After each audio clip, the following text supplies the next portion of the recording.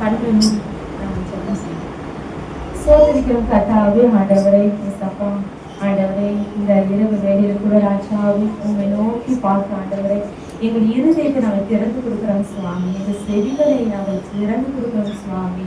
அப்பா கர்த்தாவே, எங்களுக்குள்ள அநேக யோசனைகள் இருக்குமானால் ஆண்டவரை எல்லாவற்றும் ஆண்டவரை நாங்கள் ஒதுக்கி வைத்து சுவாமி உங்களுடைய சமூகத்துல அமர்ந்து உங்களுடைய வேதத்தை வாசித்து ஜெபித்து ஆண்டவரை உங்களுடைய ஆசீர்வாதங்களை நாங்கள் சொந்தமாக்கி கொண்டு ஆண்டவர் கர்த்தர் தாமே நீர் எங்களை பலப்படுத்தும் முறை ஜெபிக்கிற கர்த்தாவே. கர்த்தாவே, நீர் பரலோகத்தில் இருந்து எங்களை காண்கிறவராய், காக்கிறவராய், வழி நடத்துகிறவராய், போதிக்கிறவராய், பயன்படுத்துகிறவராய், ஆண்டவரை உற்சாகத்தின் ஆவியால் எங்களை நிரப்புகிறவராய் இருக்கிறேன் சுவாமி. கர்த்தாவே, ஆண்டவரை பலத்தினாலும் அல்ல பராக்கிரமத்தாலும் அல்ல என்னுடைய ஆவினாலே ஆகும் என்று சேனைகள் கர்த்தர் சொல்லுகிறார். அப்ப ஆண்டவரே கர்த்தாவே, உங்களுடைய ஆவி ஆண்டவரை எங்கே இருக்கிறது அவங்க விடுதலை உண்டு என்று வேதம் சொல்லுகிறது கர்த்தாவே. ஆண்டவரே, நீர் இறங்கி வந்து சுவாமி என்னை நீர் பலப்படுத்தும்படியா, என் நாவுகளுக்கு பலப்படுத்தும்படியா, சத்திய ஆவியினர் தாமே சத்தியத்திற்குள்ள ஆண்டவரை நடத்தும்படியா என்னை பலப்படுத்தும்படியா ஜெபிக்கிறேன் ஆண்டவரே. ஒவ்வொருக்குள்ளும் ஆண்டவரே சத்திய ஆவியினர் தாமே இடைப்பட்ட ஆண்டவரே அவர்களை ஆற்றும்படியா, தேற்றும்படியா, பலப்படுத்தும்படியா ஆண்டவரே அப்பா உங்க சமூகத்துல விழித்திருந்து ஜெபிக்கிற ஆர்வத்தை ஆண்டவரை அனுதினமும் கொடுக்கும்படியா ஜெபிக்கிற கூட கர்த்தாவே. இந்த நாள் என்னை தகுதிப்படுத்தினதா நன்றி செலுத்துகிறேன் சுவாமி. இயேசு கிறிஸ்துவின் நாமத்தினாலே ஜெபிக்கிறேன் ஜீவனுள்ள நல்ல பிதாவே, ஆமென். பாடி நான் மகிமைப்படுத்தி நாடு பாட்டுக்குள்ள கண்டிப்பாங்க. தனிமையிலே நான் அழுத போதெல்லாம் ஒரு தாய் போல தேற்றியதே என்னை பாடுவே.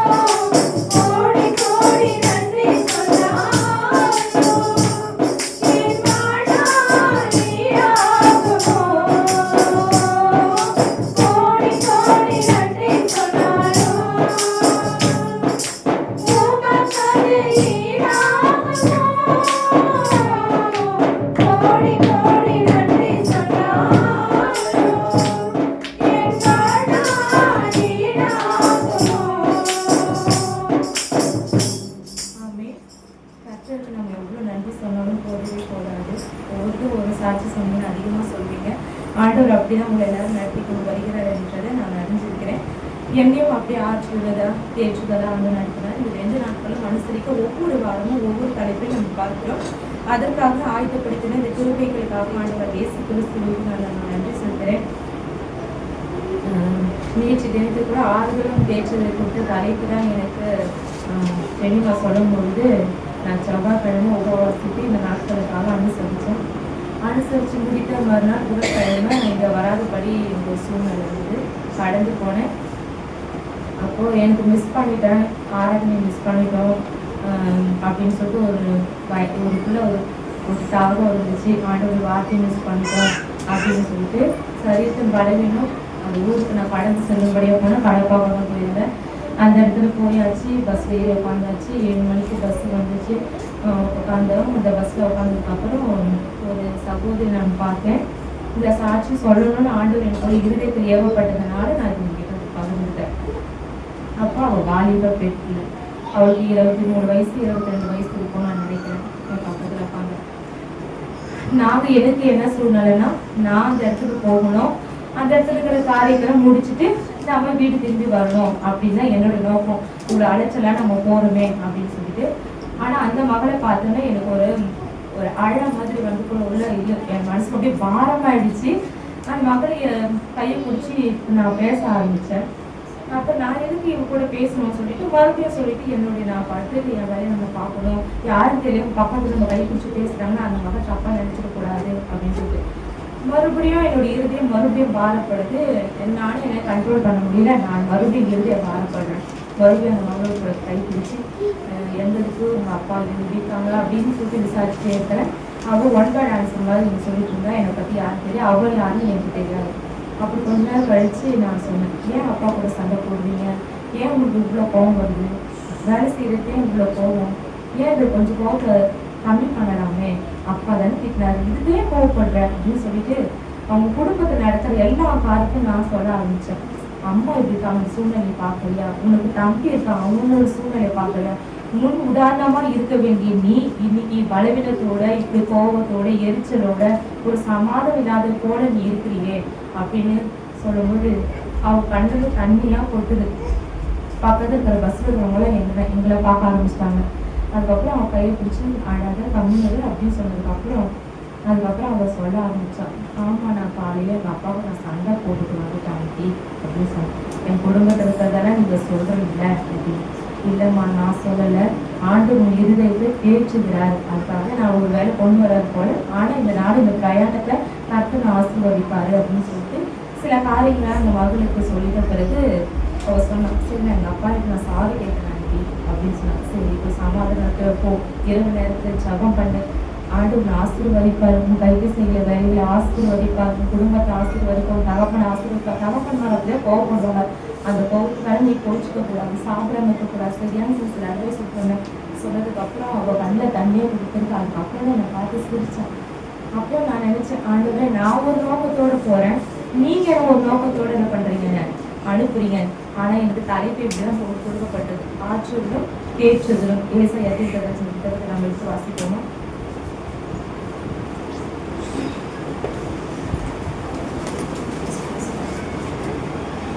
ஏசாயா 40ஆம் அதிகாரம்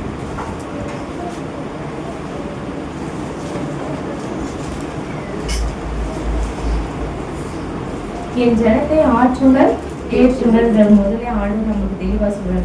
ஏசாயா தீர்க்கதரிசி மூலியமா நம் முன்னோர்களுக்கு சொல்லப்பட்டபடி, முன்னோர்கள் அதாவது நம்ம இஸ்ரவேல் ஜனங்களை வனாந்திரத்தில் நடத்தி வந்த மோசேக்கு ஆண்டவர் எப்படி ஒரு ஆறுதல் தேற்று கொடுத்து என் ஜனங்களை ஆற்று தேற்றுன்னு சொன்னதுபடியாகவே ஆண்டவர் என்ன பண்ணாரு, ஏசாயா தீர்க்கதரிசியின்படி ஏசாயா 57ஆம் அதிகாரம் 18வது வசனம் எடுத்து ஒருவர் வாசிக்கலாமா? அவர்கள் வழிகளை நான் பார்த்து அவர்களை குணமாக்குவேன், அவர்களை நடத்தி திரும்பவும் அவர்களுக்கும் அவர்களிலே துக்கப்படுகிறவர்களுக்கும் ஆறுதல் அளிப்பேன். ஆமே, நம்ம ஆண்டவர் நமக்கு வாக்கு பண்ணுகிறார். என்ன சொல்லி வாக்கு பண்ணுகிறாரு? அவர்கள் வழிகளை நான் பார்த்து. நம்முடைய வழிகள் யாருக்கு தெரியும்? கர்த்தருக்கு தான் தெரியும். நம்ம என்ன யோசனையோட அமர்ந்து கொண்டு இருக்கிறோம், நம்ம நாளைக்கு என்ன செய்யணும் திட்டம் வச்சிருக்கிறோம், நமக்கு என்ன நோக்கம் இருக்குதுன்னு அவருக்கு தெரியும். அவர் சொல்றாரு, அவர்கள் வழிகளை நான் பார்த்து குணமாக்குவேன், அவர்களை நடத்தி திரும்பவும் அவர்களிலே துக்கப்படுகிறவர்களுக்கு ஆறுதல் அளிப்பேன். ஆம் கர்த்தாவே, இந்த நாளை கூட ஆண்டவரே நம்ம எனக்கு நீங்க ஆறுதல் கொடுங்க, நான் மற்றவங்களுக்கு ஆறுதல் சொல்லும்படியா ஆண்டவர் என்னை தகுதிப்படுத்தினார் இந்த வேலை கூட. அதே போல பழைய ஏற்பாட்டு ஜனங்கள் எப்படியெல்லாம் ஆறுதலுக்கு தேவனா இருந்தாரு அப்படின்றத நம்ம பார்த்தோம்.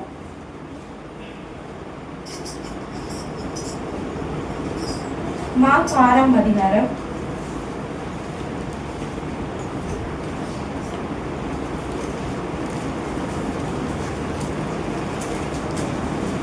2 நாள் இந்த வசனங்களை தியானிக்கும்படி நான் செவ்வாய்க்கிழமை உபவாசித்து ஜெபிக்க சொல்லிட்டு ஜாம் பண்ணி முடிச்சதுக்கப்புறம் மெசேஜெல்லாம் எடுக்கணும் அப்படின்னு சொல்லிட்டு ஆயத்தப்படும் போது என்னால் அந்த ஆயத்தப்படுத்த முடியல. ஏன்னா ஒவ்வொன்றும் எங்கள் அப்பா கூட அவருக்கு என்ன தேவையான கணத்தை அவருக்கு செய்யணும், கணவருக்கு தேவையான கணத்தை செய்யணும், என் பிள்ளைக்கு முன்னாடி கணத்தை செய்யணும். உட்காந்து மெசேஜ் எடுக்கும்போது யாராவது ஒருத்தர் வந்துடும், எனக்கு அப்படியே எரிச்சலாயிடும்.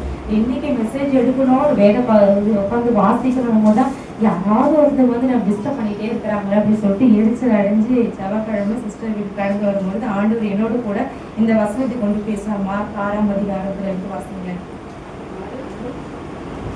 41 43. அவர் அந்த 5 அப்பங்களையும் அவன் அந்த 5 அப்பங்களையும் அந்த 2 மீன்களையும் எடுத்து வானத்தை அண்ணாந்து பார்த்து ஆசீர்வதித்து அப்பங்களை பிட்டு அவர்களுக்கு பரிமாறும்படி தமது சீஷர்களுக்கு கொடுத்தார். அப்படி 2 மீன்களையும் எல்லாருக்கும் பங்கிட்டார். எல்லாரும் சாப்பிட்டு திருப்தி அடைந்தார்கள். மேலும் அப்பங்களிலும் மீன்களிலும் மீதியான துணிக்கைகளை 12 கூடை நிறைய எடுத்தார்கள்.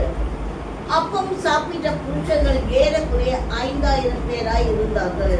இந்த இடத்துல நம்ம வந்து யோசிக்கிறோம், ஆறுதலின் தேவனா தேற்ற தேவனா தான் நம்ம வந்து ஏசாயா தீர்க்க தரிசனம் புத்தகத்துல வாசிச்சோம். ஆனா 5 அப்பங்கள் குறித்து 2 மீன்கள் குறித்து இதுல என்ன எப்படி வருது அப்படின்னு நம்ம யோசிக்கிறோம் இல்லையா?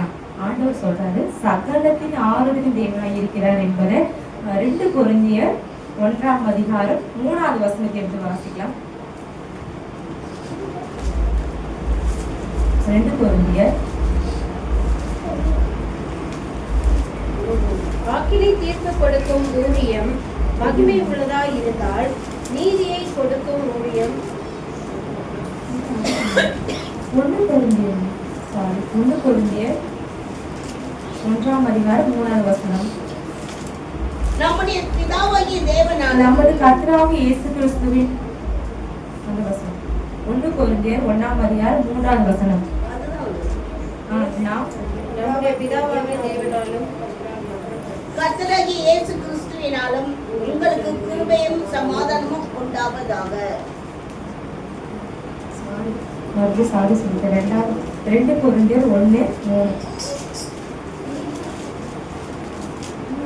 நமது கர்த்தராகிய இயேசு கிறிஸ்துவின் பிதாவாகிய தேவனும் இரக்கங்களின் தேவனும் சகல விதமான ஆறுதலின் தேவனுமாய் இருக்கிறவருக்கு ஸ்தோத்திரம். ஆமென்.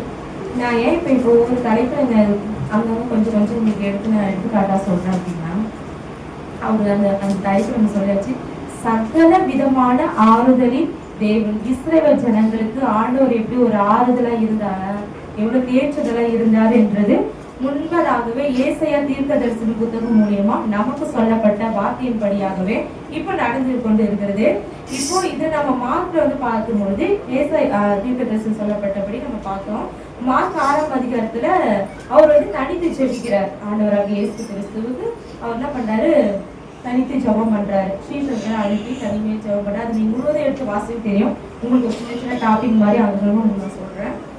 மார்க் 6ல 41 46 வரை பாத்தீங்கன்னா அவர் ஒரு அற்புதம் செய்யறாரு. அந்த அற்புதம் செஞ்சுட்டோன்னு நினைச்சு அவர் இளைப்பாறல.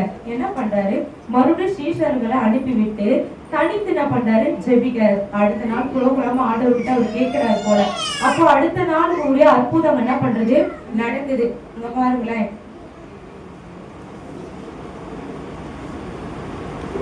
வாசிங்க 45 வாசிங்க. அவர் ஜனங்களை அனுப்பி விடுகையில் தம்முடைய சீஷர்கள் படகில் ஏறி அக்கறையில் பெத்சாயிதாவுக்கு எதிராக நமக்கு முன்பாக போகும்படி அவர்களை துரிதப்படுத்தினார். அவர் ஜனங்களை அனுப்பிவிட்ட பின்பு ஜெபம் பண்ணும்படி ஒரு மலையின் மேல் ஏறினார். சாயங்காலம் ஆனபோது படகு நடுக்கடலில் இருந்தது. அவரும் கரையிலே தனிமையாய் இருந்தார். அப்பொழுது அவர் என்ன பண்றாரு, தனிமையில இருந்து மற்றவருக்கு ஆறுதல் செய்யும்படியார் தன்னைத்தானே அவர் ஆயத்தப்படுத்தி கொண்டு ஜனங்களை ஆயத்தப்படுத்துகிறார், ஆறுதல் படுத்துகிறார். சகல விதமான உபத்திரத்தின் பாடுகளில் இருந்து ஜனங்களை மீட்டெடுக்கிறார். அதுக்கப்புறம் பாத்தீங்கன்னா ஒவ்வொரு அற்புதமும் அவர் செய்கிறாரு. ஜனங்களை இருந்து விடுவிக்கிறாரு. அவர் போகிற வழியை தெருக்கள் எல்லாம் அவர் ஜனங்கள் சூழ்ந்து கொள்கிறார்கள். பிணி ஆட்களை சொஸ்தமாக்குறாரு. அப்புறம் முடவனை நடக்க செய்கிறாரு. காது கேட்காதவனை காது கேட்க செய்கிறாரு. நான் எடுத்துக்காட்டாக புதிய ஏற்பாடுல நான் பார்க்க போறது லேகியர்கள் குறித்து பார்க்க போறோம். மார்க் 5ஆம் அதிகாரம். மார்க் 5ஆம் அதிகாரம்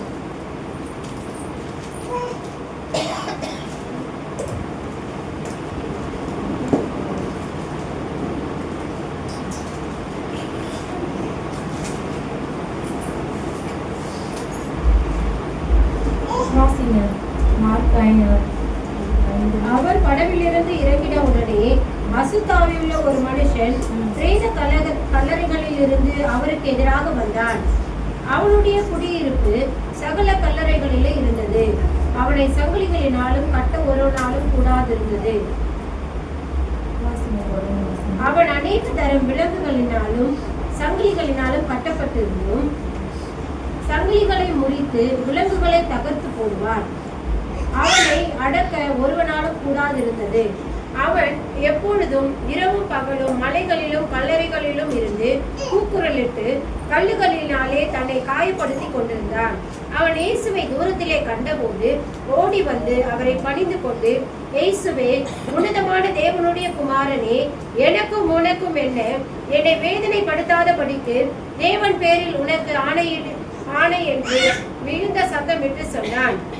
ஏனெனில் அவர் அவனை நோக்கி, அசுத்த ஆவியே, இந்த மனுஷனை விட்டு புறப்பட்டு போய் என்று சொல்லி இருந்தார். இந்த லேவியோனோட வாழ்க்கையில பாத்தீங்கன்னா அவன் பிசாசு பிடித்தவனா இருந்தான் அப்படின்னு சொல்லப்பட்டிருக்கிறது. லேவியோனோட வாழ்க்கையில அவன் கட்டப்பட்ட சூழ்நிலை, விடுவிக்க கூடாதபடி சூழ்நிலை அவன் இருக்கிறான். அப்போ லேவியோனை பார்த்து ஆண்டவர் அவனை தேடி போயிட்டு ஆறுதல் படுத்துறாரு. ஏன்னா இந்த சகல விதத்தின் ஆறுதலின் தேவன் என்ற வாக்கு பண்ணி நிமித்தமாக தான் இந்த கருத்து நான் பேசுறேன்.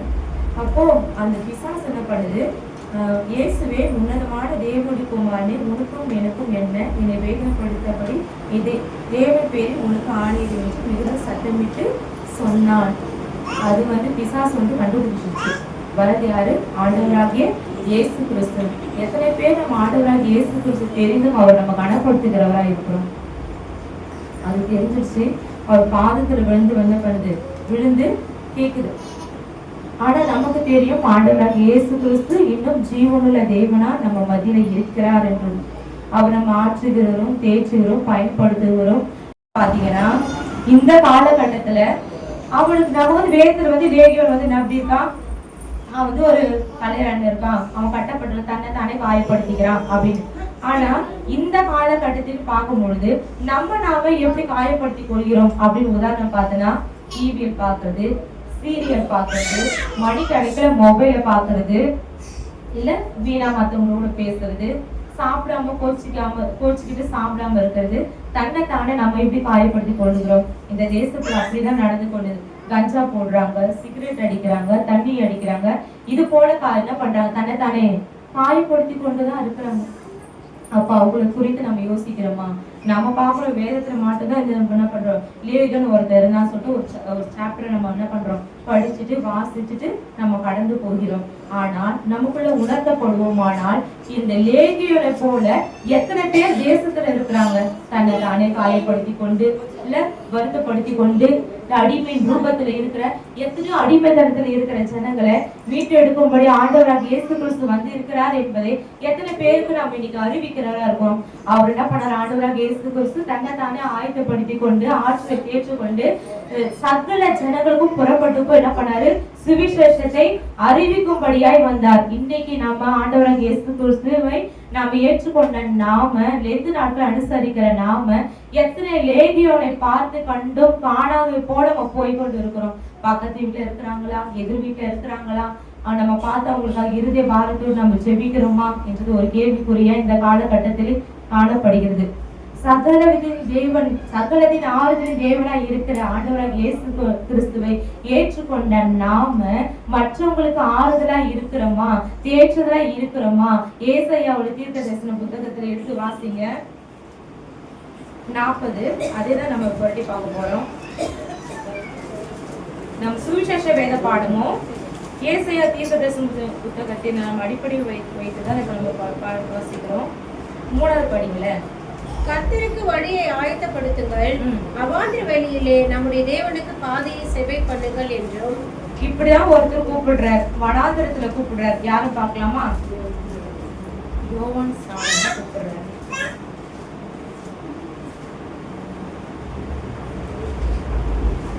மத்திய எடுங்களேன்,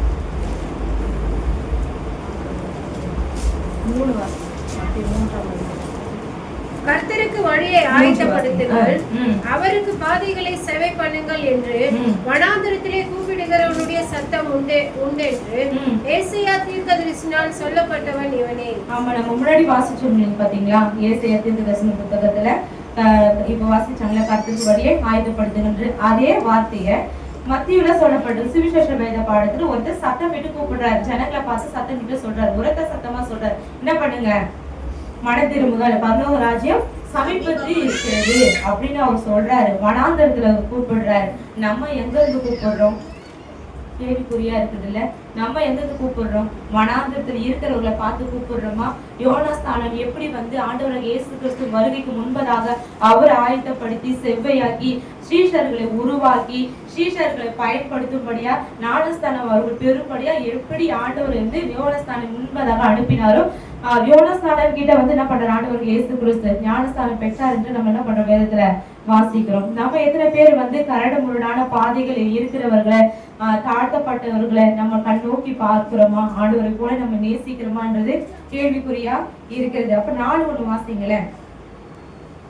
ஏசாயா தீர்க்கதரிசன புத்தகத்துல 4ஆம் அதிகாரம் 40:4. பள்ளம் எல்லாம் உயர்த்தப்பட்டும் சகல மலையும் குன்றும் தாழ்த்தப்பட்டும் கோணலானது செவ்வையாகி கரடு முரடானவை சமமாக்கப்படும் என்றும் கர்த்தரின் மகிமை வெளியரங்கமாகும் மாம்சமான யாவும் அதை ஏகமாய் காணும் கர்த்தரின் வாக்கு அதை உரைத்தது என்றும் வனாந்தரத்திலே கூப்பிடுகிற சத்தம் உண்டாயிற்று.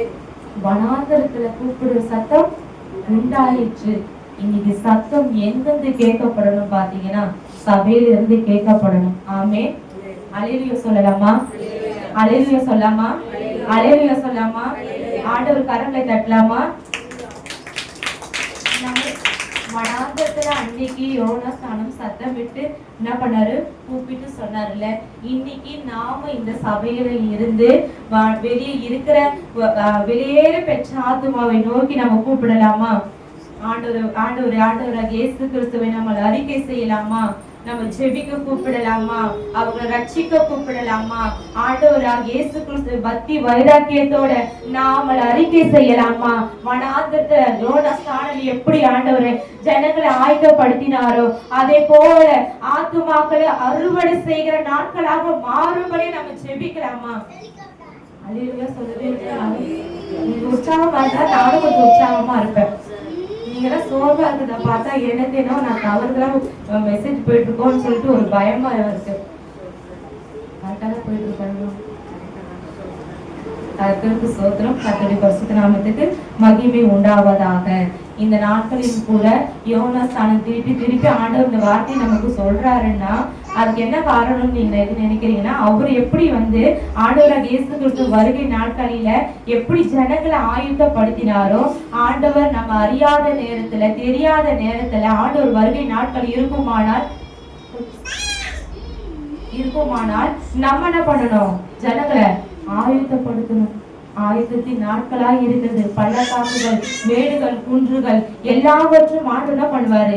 ஜாதி மதம் எல்லாவற்றும் நொறுக்கி ஆண்டவராக இயேசு கிறிஸ்துவின் பரிசுத்த நாமத்தை உயர்த்தும்படியா நம்ம என்ன பண்ணுவாரு? ஆயுதப்படுத்துவார். ஆயுதப்படுத்துகிறார். ஆயுதப்படுவோம். ரூத் நம்ம பாக்குறேன். இது நான் சும்மா ஓரளா மட்டும் நான் சொல்லி எழுதி வந்த மெசேஜ் வேற, உங்க மெசேஜ் போயிட்டு இருக்குது வேற. அதனால எனக்கு கொஞ்சம் ரூத் மோவாஸ் ஒரு வாழ்க்கையில ரூத்தை ஆண்டு ஆறுதல் படுத்துகிறார். அவர் நான் சொல்றான் உங்க மாமிக்கு அவர் என்ன பண்றான்? ஒரு ஆறுதலை போறான். இதுக்கப்புறம் என்னுடைய மாமிக்கு யாருமே இல்லை, அதாவது மாமியாருக்கு யாரும் இல்லை, நான் போயிட்டு ஒரு ஆறுதலா இருக்கிறேன் அப்படின்னு சொல்லிட்டு ரூத்து போறான். ஆனா ஆண்டவர் அதை கனப்படுத்துறாரு. ஆமே. நீங்க கூட நினைக்கலாம் நான் யாருக்கும் ஆறுதல் செஞ்சிருப்பேன், எத்தனையோ பேருக்கு நான் நன்மையை செஞ்சிருப்பேன், அதெல்லாம் அவங்க நினைக்கவே இல்லை ஆண்டவர்னு சொல்லி புலம்புறீங்களா? நம்மள ஆறுதல் படுத்துற தேவன் நம்மோடு கூட இருக்கிறார். ஆமே. நம்ம பலப்படுத்துற தேவன் நம்மோடு கூட இருக்கிறார். ஆமே. நான் எவ்வளவுதான் உங்களுக்கு நன்மை செஞ்சிருப்பேன் பாத்தீங்களா? ஆனா இன்னைக்கு அவங்க நன்மை செய்யறன்னு சொல்லவே முடியாது. ஏன் தெரியுமா? ஆண்டவர் நம்ம செய்கிற நன்மைகளை அவர் கணக்கில் வைத்திருக்கிறார். ஆமே. நம்மளை உருவாக்கினவரும் என்னை சிருஷ்டித்தவரும் நம்மளை பயன்படுத்துகிறவரும் நம்மை மறந்து போயிருப்பாரா என்ன? கண்ணை உண்டாக்கினவர், பாதை உண்டாக்கினவர், கைகளை உண்டாக்கினவர் நம்ம கண்ணை பார்க்காம இருப்பாரா? நம்ம அழுகை கேட்காம இருப்பாரா? நிச்சயமா கேட்பார். அப்ப இந்த ரூத்தோட வாழ்க்கையில பாத்தீங்கன்னா ஆறுதின் தேவனாய் அவர் கடந்து போனபடியினாலே அவருடைய சந்ததியில ஆண்டவராக இயேசு கிறிஸ்து பிறந்திருக்கான கரத்தை தட்டி நம்ம நன்றி சொல்லலாமா? ஆமே. நீங்க சொல்லலாம், நான் ஆறுதல சொல்லதான் போனேன், ஆனா அவங்க வீட்டுல மூலியமா எனக்கு பிரச்சனை வந்துச்சு. ஒரு சைலண்டா இருந்தோமா? என்ன வந்துச்சு? எனக்கு பிரச்சனை வந்துச்சு. அவங்களுக்காக ஆறுதல் சொல்ல போனேன், அவங்க வீட்டுக்கு போய் ஜபம் பண்ண போனேன், எனக்கு ஒரு பிரச்சனை வந்துச்சு. இன்னைக்கும் நம்ம புலம்பி கொண்டு இருக்கிறோமா? இல்ல. நம்ம ஆறுதல் சொல்லிட்டு வந்தா நம்ம கண்ணீர் விட நேரத்துல ஆண்டவர் நமக்கு ஆறுதல் செய்கிற தேவனா இருக்கிறார். ஆமென். ஆட்சி தேர்ச்சி நம்ம இந்த பூமியில அப்படியே ஆண்டு விட்டு போக போறது கிடையாது. நம்ம ஆண்டு பரலோக ராஜ்யத்துல நம்ம ஒரு ஆளா நிற்கணுன்றதுக்காக தான் நம்ம ஆத்மாவை அவர் தேர்ச்சிக்கிறார், நம்மளை பரிசுத்தப்படுத்துகிறார். பரிசுத்திற்காக நம்ம வாஞ்சி உள்ளவங்களா இருக்கும்படி நம்ம என்ன பண்றாரு, தகுதிப்படுத்துகிறார். ஒரு அற்புதம் ஆண்டவர் செஞ்சுக்கிறார். பார்க்கலாமா? லாசரு குறிச்சு தான் நீங்க பார்க்க போறோம்.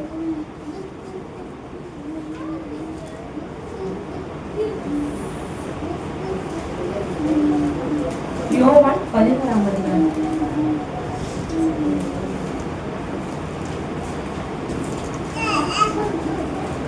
எனக்கும் வேகம் தெரியும், எடுத்து எனக்கு வாசிக்கலாமே. யோவான் 11ஆம் அதிகாரம் 1 வாசிங்க. மரியாளும் அவள் சகோதரியாகிய மார்த்தாளும் இருந்த பெத்தானியா கிராமத்தில் உள்ளவனாகிய லாசரு என்னும் ஒருவன் வியாதி கட்டிருந்தான். கர்த்தருக்கு பரிமளம் தைலம் பூசி தன் தலைமயிரினால் அவருடைய பாதங்களை துடைத்தவள் அந்த மரியாளே. அவளுடைய சகோதரனாகிய லாசரு வியாதியாய் இருந்தான். அப்பொழுது அவளுடைய சகோதரிகள், ஆண்டவரே, நீர் சிநேகிக்கிறவன் வியாதியாய். நமக்கு நல்லாவே தெரியும், மரித்த லாசரு ஆண்டவரை உயிர்த்தெழுந்த செய்தார். அவரை தேடி ஒரு ஆள். அப்ப ஆண்டவர் இயேசு கிறிஸ்து ஒருவன் எடுத்து மரித்து போனவனை அவர் ஆறுதல் செஞ்சார்னா, மரித்தவன் கூட என்ன பண்ணுவான், உயிரோட எழுப்புற. கரண்ட தண்டி ஆண்டவர் மகிமைப்படுத்துக்காமா. எனக்கு இன்னும் வெறுமையா இருக்க மாதிரி இருக்கு. எல்லாரும் கொஞ்சம் உற்சாகமா இருங்க. நம்ம யாருக்கு கனப்படுத்த வந்திருக்கிறோம்? ஆண்டவராகிய இயேசு கிறிஸ்துவை. நமக்காக உயிர் தெழுந்தவரும் நமக்காக பரிசுத்த ரத்தத்தை இந்த பூமியை சிந்தினவரை தான் நம்ம இன்னைக்கு ஆராதிக்க வந்திருக்கிறோம். அவர் எழுதி கொடுத்த வேத வசனத்தை தான் என்ன பண்ண இன்னைக்கு தியானித்து கொண்டு இருக்கிறோம். நம்ம என்னன்னு நீங்க எல்லாம் அமைதியா இருக்கிறத பார்த்து கரங்களை தட்டுங்க, கொஞ்சம் உற்சாகப்படுத்துங்க. உற்சாகத்தின் ஆவியை நிரப்புங்க. ஆவியானவர் தாமே உங்களை பலப்படுத்துவாராக. பாருங்க, இந்த லாசருவை ஆறுதல் படுத்துறதுக்கு ஆண்டவர் போறாரு. அப்ப ஆண்டவர் சும்மாலாம் போயிருக்க மாட்டார். நம்ம என்ன பண்ணுவோம், 2 வார்த்தையை சொல்லி என்ன பண்ணுவோம், அவங்க வீட்டை போயிட்டு ஆறுதல் சொல்லிட்டு கடந்து வந்திருப்போம். ஆனா ஆண்டவர் சொல்றதுக்கு ஆண்டவராக இயேசு கிறிஸ்துவே அந்த வீட்டுக்கு அந்த இடத்துக்கு அவர் போனது நிமித்தமா சகல ஜனங்களும் அவரை சுத்தி இருக்கிறாங்க. லாசருவே எழுந்து வெளியே வா. எத்தனை பேர் மரித்து போன ஒரு சரீரத்தை போல இல்ல, எத்தனை பேர் அடிமைத்தனத்துல இருக்கிறாங்க. அவர்களும் ஆண்டவர் என்ன பண்ணணும், உரத்த சத்தத்தோட கூப்பிடணும். ஆமே ஆமே சொல்லுங்க. ஆமே சொல்லுங்க. இடம் கொஞ்சம் அப்படியே அதிரணும். யாருப்பா இவங்க சத்தம் போட்டுட்டே இருக்கிறாங்க? யோனஸ்தானை பத்தி சொல்லிட்டே இருந்தாருல்ல. மற்ற சுத்தி இருக்கிற ஜனங்கள் என்ன பண்ணாங்க, அவர் ஏதாவது ஒண்ணு சொல்லிட்டே இருப்பாங்க. என்னப்பா இவரு அங்க நின்று கூட்டமா நின்று இருக்காங்க, இங்க என்னப்பா இவரு ஜனங்களை பார்த்து இதெல்லாம் சொல்றாரு, என்ன இவர் கண்டிஷன் போட்டே இருக்கிறாரு, என்ன பண்ணப்பா இருப்பாங்க. யோனஸ்தானை பார்த்து ஜனங்க குறை சொல்லிதான் இருந்திருப்பாங்க. நான் நினைக்கிறேன் அப்படின்னா குறை சொல்லியிருப்பாங்கன்னு. ஆனா அவர் என்ன பெரிய காரியம் செய்தார் தெரியுங்களா? ஆண்டவர் வருகையை குறித்து என்ன பண்ணார், ஜனங்களுக்கு சுவிசேஷமாய் அறிவித்து கொண்டிருந்தார். அறிவிக்கிறார், நாமளும் அறிவிக்கணும். அப்ப பாருங்களேன், இதுல யோவான் 11ஆம் அதிகாரத்துல 31வது வசனத்தை எடுத்து வாசிப்போம். அப்பொழுது வீட்டிலே அவளோடு கூட இருந்து அவளுக்கு ஆறுதல் சொல்லி கொண்டிருந்த யூதர்கள் மரியாள் சீக்கிரமாய் எழுந்து போகிறதை கண்டு அவள் கல்லறையின் இடத்தில் அழுகிறதற்கு போகிறாள் என்று சொல்லி அவளுக்கு பின்னே போனார்கள். இயேசு இருந்த இடத்தில் பாருங்க, ஆறுதல் சொல்றதுக்கு ஆல்ரெடி ஒரு கூட்டம் இருக்கு. ஆமே ஆமே ஹல்லேலூயா. உற்சாகத்துல ஆவியை நிரப்புங்க. ஹல்லேலூயா ஹல்லேலூயா. சோதரம் சோதரம் சோதரம். ஆண்டவர் நம்ம எப்பவும் சோதரம் சொல்லி மகிமைப்படுத்தி கொண்டே இருக்கணும். நான் கூட உங்ககிட்ட போய் சொன்னேன், சோதரம் சொன்னங்கன்னு. அவங்க சிரிச்சாங்க. எதுக்கு சொன்னாங்க தெரியுமா? நான் சொன்னேன் அவங்க குழந்தைன்னு சொன்னாங்க. 8 வருஷமா எனக்கு குழந்தைன்னு சொன்னாங்க. அவங்க கிட்ட போயிட்டு மணிக்கணக்கில் நான் நிற்பேன். நான் அந்த மாத்தூர்ல இருக்காங்க, அவங்க 8 வருஷம் குழந்தைல. எனக்கு என்னன்னா சுவிசேஷம் அறிவிக்கப்படணும். ஜனங்களுக்கு சுவிசேஷம் அறிவிக்கணும். நமக்கு நம்ம யாரை பாக்குறோமோ அவங்க கிட்ட எல்லாம் ஆண்டவர் இயேசு கிறிஸ்துவை பத்தி சொல்லணும். ஆண்டவர் நமக்கு செய்த நன்மைகளை சொல்லணும். அதுக்குதான் நம்ம ஆண்டவர் அழைச்சிருக்காரு. அப்பதான் அவங்களுக்குள்ள ஒரு விசுவாசம் வரும். இவங்களுக்கு செஞ்ச ஆண்டவர் நமக்கு செய்ய மாட்டாரா? அப்போ ஆண்டவராக இயேசு கிறிஸ்து இருக்கிறாரா? ஆண்டவராக இயேசு இதெல்லாம் செய்ய முடியுமான்ற ஒரு நம்பிக்கை விசுவாசம் யாருக்கு அவங்களுக்கு நம்ம என்ன பண்ணணும்? கொடுக்கணும். அவங்களுக்கு அன்னைக்கு ஆறு செய்யும்படி அவங்க வீட்டு வாசல் நான் மணிக்கணக்கு நிக்கிறேன். அல்லேலூயா சொல்லுங்களேன், சோதனை சொல்லுங்களேன். பாருங்க ஆண்டவர் இன்னைக்கு எதுக்கு இந்த சாட்சி சொல்ல வைக்கிறாருன்னு தெரியல, ஆனாலும் சொல்றேன். அப்போ அவங்க நின்றுட்டு இருந்தேன். அவங்க கிட்ட சொன்னேன், சோதனை சொல்லுங்கக்கா, ஆண்டவர் உங்க கர்ப்பங்களை ஆசீர்வதிப்பாரு. அவங்க ஒரு சிரிச்சு என்ன ஒரு பார்வை பார்த்தாங்க. என்ன தெரியுமா, நிறைய லட்சக்கணக்கு நான் செலவு பண்ணிட்டு இருக்கேன், இவ என்ன சொல்றா, சோதனை சொல்றா அப்படின்னு ஒரு பார்வை. எனக்கு தெரியும் அவங்க நினைக்கிறாங்க, எப்படி வேணா நினைக்கிறாங்க. ஆனா சோத்திரத்தின் மகிமை என்னன்றது நான் சொல்லட்டுமா? அவங்க கிட்ட சொன்னேன், அவங்க கையில 10 விரல் இருக்குங்களா? ஆமா 10 விரல் இருக்கு. அப்ப 10 விரல ஒரு சோத்திரம் சொல்லுங்க ஒரு நாளைக்கு அப்படின்னு. அவங்க முன்னாடி சிப்ஸ் கடை எல்லாம் போட்டு வச்சுட்டு இருப்பாங்க, சிப்ஸ் விற்பாங்க. அவங்க கிட்ட மணிக்கணக்கில் ஆண்டவர் இயேசு கிறிஸ்து வருவாரு, அவர் என்னென்னலாம் பேசணும் அவங்க எல்லாம் சொல்லிட்டு இருப்பாங்க. அவங்க கிட்ட நான் சொன்னேன், 10 விரலுங்க, 10 சோத்திரம் சொல்லுங்க ஒரு நாளைக்குன்னு சொல்லிட்டு இருந்தாங்க. ஒரு நாள் வேலைக்கு போயிட்டு அதே திரும்பி அதே போல அந்த கடையை தாண்டி தான் போனோம். அவங்க என்னை பார்த்து என்னை கூப்பிட்டு சொன்னாங்க, நான் 10 சோத்திரம் சொல்றேன்னு அப்படின்னாங்க. சரி சரி சொல்லுங்க அப்படின்னு. அப்புறம் கொஞ்ச நாள் சொல்லிக்கொண்டே இருந்தாங்க. கர்ப்பத்தின் கனியை கர்த்தர் ஆசீர்வதித்தார். ஆமே. 8 வருஷம் உங்களுக்கு குழந்தை இல்லை, சோத்திரம் சொல்லி என்ன பண்ணாங்க, ஆண்டவரை சுதந்திரித்து கொண்டாங்க. 8 வருஷம் கழிச்சு அவங்க கர்ப்பத்தை அடிச்சாங்க.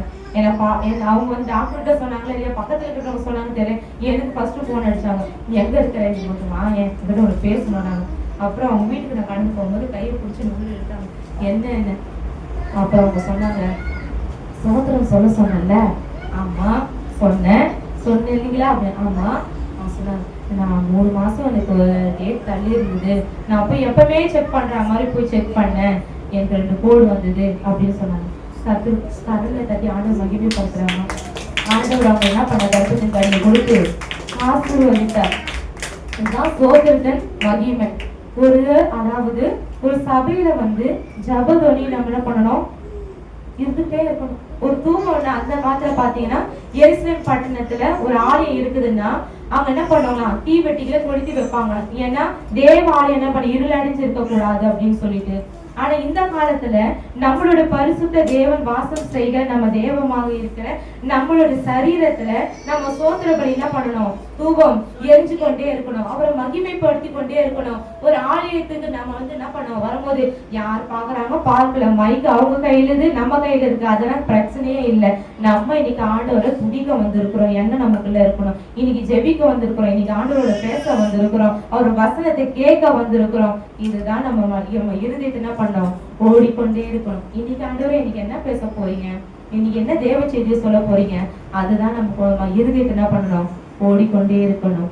ஆண்டவரை துணித்து கொண்டே இருக்கணும். பரலோக ராஜ்யத்துக்கு நமக்கும் என்ன பண்ணணும், ஒரு கனெக்ஷனை கொடுத்து கொண்டே இருக்கணும். அவர் நம்ம பார்த்து சொல்லணும், தேவாலயத்தை என்னப்பா இவங்க துதிச்சு கொண்டே இருக்கிறாங்க, இவங்க சோதனை சொல்லி கொண்டே இருக்கிறாங்க, எப்ப பார்த்தாலும் வேதத்தை வாசித்து கொண்டே இருக்கிறாங்க, சத்தியத்தை குறிச்சு பேசிக்கொண்டே இருக்கிறாங்க. அப்பா இவங்க என்னப்பா என்னுடைய நாமத்தை மகிமைப்படுத்தி கொண்டே இருக்கிறாங்கன்னு சொல்லி என்ன பண்ணணும், ஆண்டவராக இயேசு கிறிஸ்து சிங்காசனத்தை விட்டு இறங்கி நம்ம வரைக்கும் நம்ம குறைய கேட்க வைக்கணும்.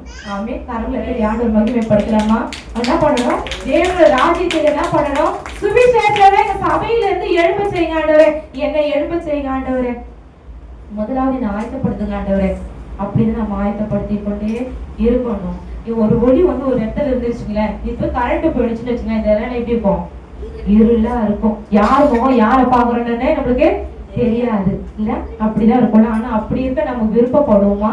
விருப்பப்பட மாட்டோம். நம்ம எப்பவுமே ஒளிதான் நம்ம என்ன பண்ணுவோம், வெளிச்சத்தை சார்ந்துதான் நம்ம என்ன பண்ணுவோம், வாழ்வோம். ஆண்டவராக இயேசு கிறிஸ்துவின் ஒளியின் வெளிச்சத்தை நம்ம எப்பொழுதுமே சார்ந்து கொண்டே இருக்கணும். அப்பதான் இருளின் அதிகாரம் நம்ம எடுத்து என்ன பண்ணாது, வராது. அவைகள் எல்லாம் தடை செய்வார். என்ன பண்ணுவார் ஆண்டவரே, பூட்டி போடுவார். அவை என்ன பண்ணுவாரு, அழித்து போடுவார். சத்துருவின் சகல வல்லமைகளை மேற்கொள்ள நான் உங்களுக்கு அதிகாரம் கொடுத்திருக்கிறேன். இன்னைக்கு எந்த அதிகாரத்தை வைத்து நம்ம ஜெபித்து கொண்டு இருக்கிறோம், ஆண்டவருடைய வாக்குத்தத்தத்தை குறித்து நம்ம ஜெபித்து கொண்டு இருக்கணும், அதிகாரத்தை கொடுத்து நம்ம ஜெபித்து கொண்டு இருக்கிறோம். அதாவது யோகஸ்தானர் எப்படி சொன்னாரோ அதேபடி நம்ம என்ன பண்ணோம், வாழ்ந்து கொண்டிருக்கிறோம். ஒருவேளை நம்ம சோர்வா வந்திருப்போமானால், ஒருவேளை நம்ம தைரியம் இல்லாம இருப்போமானால், ஒருவேளை வேதத்தை வாசிக்காம இருப்போமானால், தொடர்ந்து ஜப கூட்டத்துக்குள்ள கலந்து கொள்ளாமல் இருப்போமானால், நம்ம என்ன பண்ணணும்? ஆண்டவரே ஆயத்தப்படுத்துங்க, ஆயத்தப்படுத்துங்க அவர்கிட்ட நம்ம என்ன பண்ணணும்? கேட்டுக்கொண்டே இருக்கணும், கேட்டுக்கொண்டே இருக்கணும். இருப்பாங்க. அடுத்தது போலாமா? இந்த டைம் ஆயிடுச்சா? டைம் ஆயிடுச்சா இல்லையா? டைம் ஆயிடுச்சு சொல்லுங்க. கை தூக்குங்க.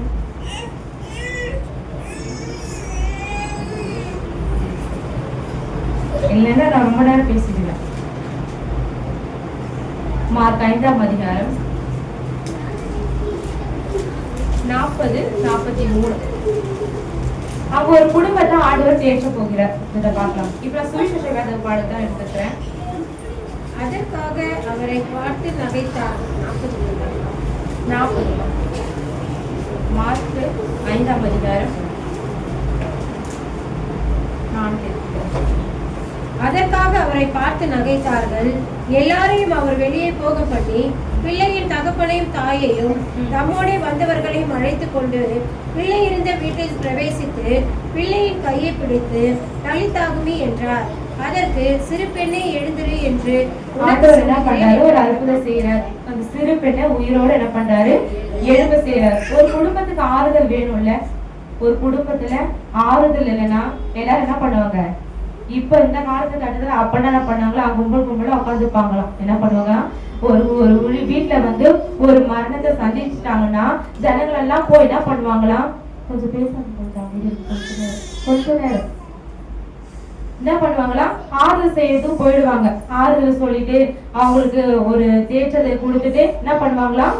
கடந்து வருவாங்களாம். ஆனா இன்னைக்கு ஆண்டவர் வந்து ஒரு குடும்பத்தை அவர் சந்திச்சாருன்னா என்ன பண்றாரு? உயிரோட எழுவார். அவ்வளவு சர்வ வல்லமுள்ள தேவனாகிய கர்த்தருக்கெல்லாம் அழகிய சொல்லாமா? ஆண்டவர் எவ்வளவு ஒரு அற்புதம் செஞ்சிருக்காருல்ல.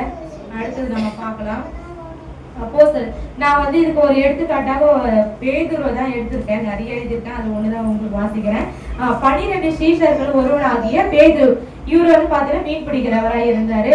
ஆண்டவர் கூட என்ன பண்ணாரு? ஊழியம் செஞ்சாரு. அவர் கூட இருந்தாரு. அவர் செய்கிற அற்புதத்தை எல்லாம் பார்த்தாரு. அதுக்கப்புறம் ஆண்டவராக இயேசு கிறிஸ்து என்ன பண்ணாரு? மரித்தாரு, உயிரோடு உயிர்த்தெழுந்தாரு. அதுக்கப்புறம் அப்போஸ்தலராகிய பவுல் மூலியமா இவங்க என்ன பண்றாங்க? இவங்க எல்லாம் ஊழியம் செய்யறதுக்கு கிளம்பி போறாங்க. இதுதான் அப்போஸ்தலர் 9ஆம் அதிகாரம் 31வது வசனம். அப்பொழுது யூதேயா, கலிலேயா, சமாரியா நாடுகளில் எங்கும் சபைகள் சமாதானம் பெற்று பக்தி விருத்தி அடைந்து கர்த்தருக்கு பயப்படுகிற பயத்தோடும் பரிசுத்த ஆவியின் ஆறுதலோடும் நடந்து பெருகின. இல்லம்மா, அதுல வந்து 9ஆம் அதிகாரத்துல வந்து 31 தான் வாசிச்சேன். பரிசுத்த ஆவியின் ஆறுதலோடு நடந்து பெருகின. அவங்க சும்மா ஒண்ணும் போல. பேதுரு சும்மா வீட்டுல போயிட்டு என்ன பண்ணல? ஜபம் பண்ண ஆறுதல் செய்ய போல. யாரோட போனாரு? பரிசுத்த ஆவியோட ஆறுதல் சொல்லதான் அங்க போனாரு. அங்கதான் ஒரு மிராக்கள் நடந்துச்சு. என்ன மிராக்கள் பாத்தீங்கன்னா 36 வாசிங்களா? யோப்பா பட்டணத்தில் கிரேக்கு பாஷையிலே ஒர்க்கால் என்னும் அர்த்தம் கொள்ளும் கபிதாள் என்னும் பேருடைய ஒரு ஸ்திரீ இருந்தாள். அவள் நற்காரியங்களையும் தர்மங்களையும் மிகுதியாய் செய்து கொண்டு வந்தாள். பேதுருவை கொண்டு ஆண்டவர் என்ன பண்றாரு? பேதுருவை எப்படி பயன்படுத்துறாரு? உயிர் திரும்ப செய்யும்படி என்ன பண்றாரு? பயன்படுத்துறாரு. ஆமே ஆமே ஆமே. அல்லேலூயா சொல்லாமா? ஏசாயா தீர்க்கதரிசன புத்தகத்தை நாம் இதெல்லாம் திருப்பி பார்க்க போறோம். 40:3 கர்த்தருக்கு வழியை ஆயத்தப்படுத்துங்கள். புதிய ஏற்பாடு யோனாசானை பத்தி நம்ம வனாந்திரத்துல கூப்பிடுற சத்தத்தை பார்த்து சகல ஜனங்களுக்கும் ஆறுதலும் தேர்தலாகவும் விடுவிக்கிறதுக்காகவும் ரட்சத்திற்காகவும் என்ன பண்ணாரு? அவர் போதகராகவும் நல்ல மேய்ப்பனாகவும் ஜனங்களுக்கு பாவத்தின் மன்னிப்பை குறித்து என்ன பண்ணாரு? வழி ஆயத்தப்படுத்தவும் வந்தார். அவரை அதினதின் காலத்தில நேர்த்தியாய் செய்கிற ஆண்டவர் நம்ம என்ன பண்றோம்? சுதந்திரித்துக் கொள்கிறோம். அவர் நற்கிரிகளை செய்து சகலத்தின் ஆறுதலாய் இருந்தார். மேகம் போன்ற இத்தனை திரளான சாட்சிகள் இருக்கிறது. நம் வாழ்விலும் கூட ஆண்டவர் நம்மை தேற்றுகிறாராய், ஆற்றுகிறாய், விடுவிக்கிறவராய், அவர் சமூகத்தை நம்மளை தேற்றி உலகத்தின் பாவத்தை விழுந்து விடாதபடி காக்கிறவராய் இருக்கிறார். அவர் நம்மை உருவாக்கிறவராய் இருக்கிறார். அவர் என்ன பண்ண? நன்மையை செய்கிறவரை சுற்றி தெரிந்தார். ஆமா ஆமே ஆமே சொல்லாமே, அலையில சொல்லாமே. அவர் அதுக்கப்புறம் ஒரு பிரசங்கெல்லாம் பார்க்கும்போது, ஆண்டவர் பிரசங்கத்துல நம்ம பிரசங்கத்தை பார்க்கும்போது என்ன பண்றாரு, மலை தேசத்துல போய் உட்கார்ந்து என்ன பண்றாரு, பிரசங்கம் பண்றாரு. இன்னைக்கு அற்புதம் நடந்துச்சு, ஜனங்கள்லாம் திருப்தி ஆயிட்டாங்கப்பா அப்படின்னு சந்தோஷப்பட்டுட்டு உட்காரல. அடுத்த நாள் அவர் ஊழியம் பண்ண போகணும். ஊழியம் செய்யணும்னு ஆசைப்படுறவங்களுக்கு